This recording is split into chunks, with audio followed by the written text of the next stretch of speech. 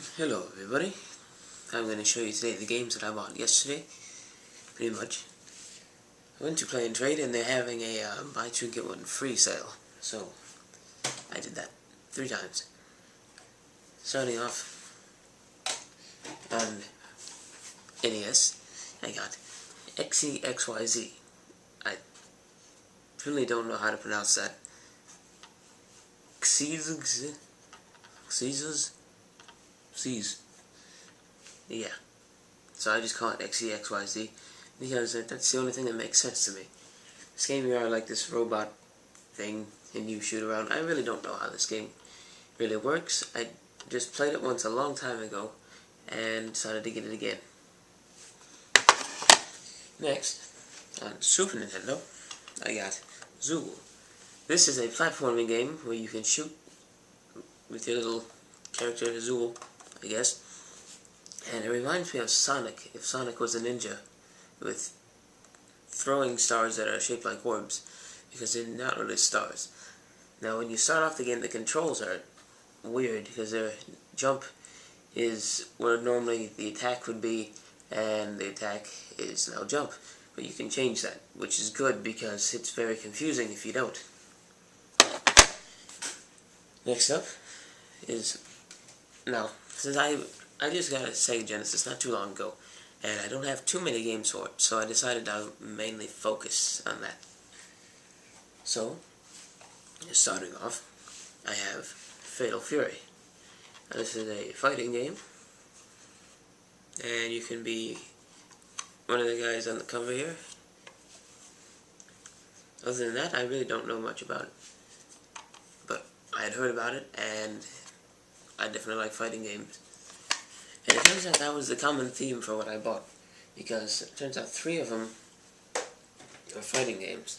Because the next fighting game was Clay Fighter, and in this you are a clay thing, either a snowman, there's a like ghost pumpkin guy, and there's this fat thing that you can be. But anyway, you are one of them and you fight. I did find out that snowman has horrible reach with the arms. He has claws and everything, but he can't reach the people, so it's almost pointless.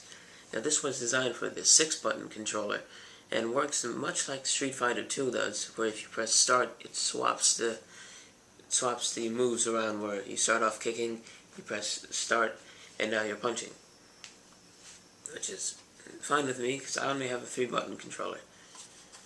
And with the snowman guy, it's pointless to try to punch anyway.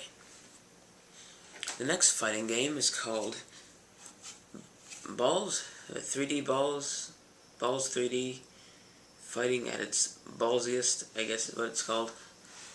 I've heard about this too.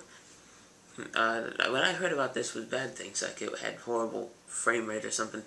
It doesn't play that bad. I can't seem to get past the first stage in this thing. It's incredibly hard. But I like fighting games, and this was pretty good.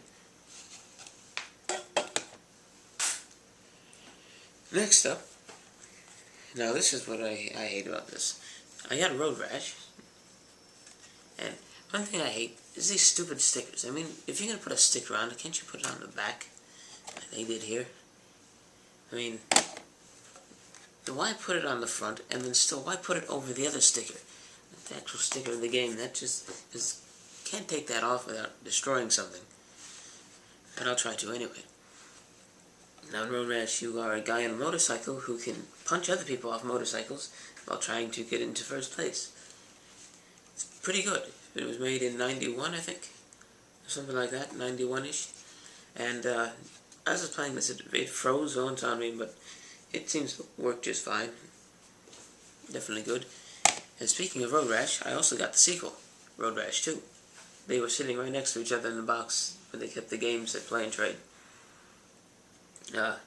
This one was made in 92, and it's definitely like a big upgrade from Road Rash 1.